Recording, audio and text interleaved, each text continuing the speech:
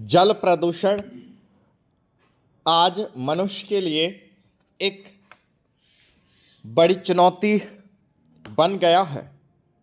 यह प्रबंधन में लापरवाही बरतने का भी नतीजा है।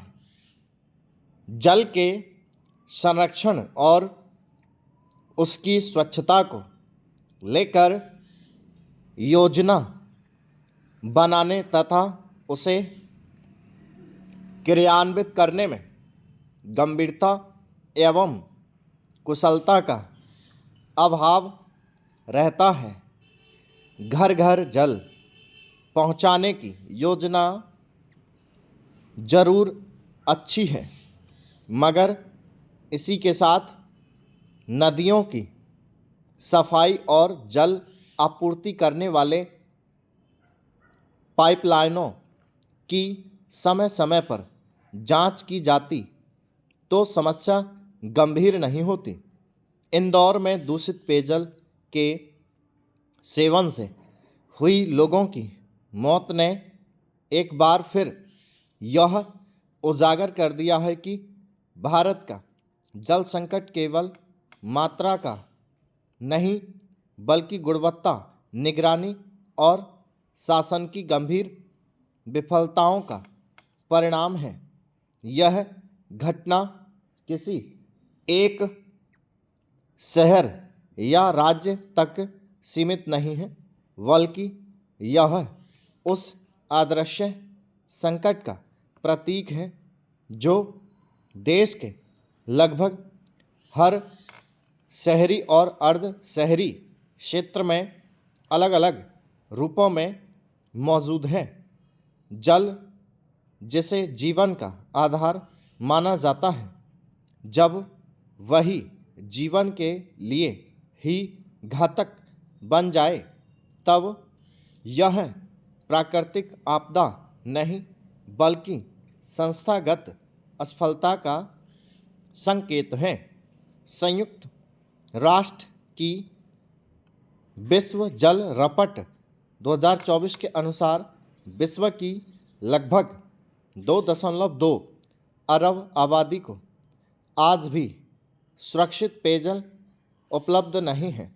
भारत, जहां विश्व की 18% जनसंख्या निवास करती है और जहां मीठे जल संसाधनों का मात्र 4% हिस्सा उपलब्ध है, वह इस वैश्विक जल संकट के केंद्र में है।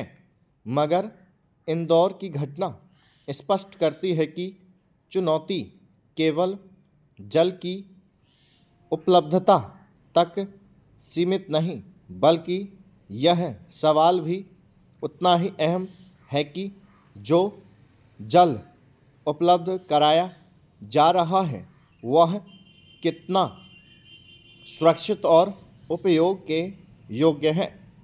घरों तक पहुंचाए जा रहे जल की गुणवत्ता की निरंतर निगरानी का अभाव अब भी बन गया है, जिसे दुरुस्त करने की ज़रूरत है। नीति आयोग की जल प्रबंधन रपट 2030 में यह चेतावनी है कि भारत के 21 से अधिक बड़े शहर अगले दशक में पानी खत्म होने की भयावह स्थिति का सामना कर सकते हैं। मगर इंदौर का अनुभव बताता है कि संकट भविष्य की आशंका नहीं बल्कि वर्तमान की भयावह वास्तविकता है।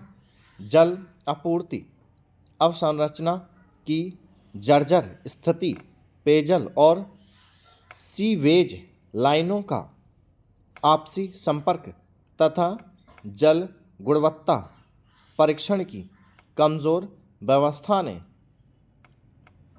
शहरी और ग्रामीण जीवन के स्वास्थ्य को जोखिम में डाल दिया है।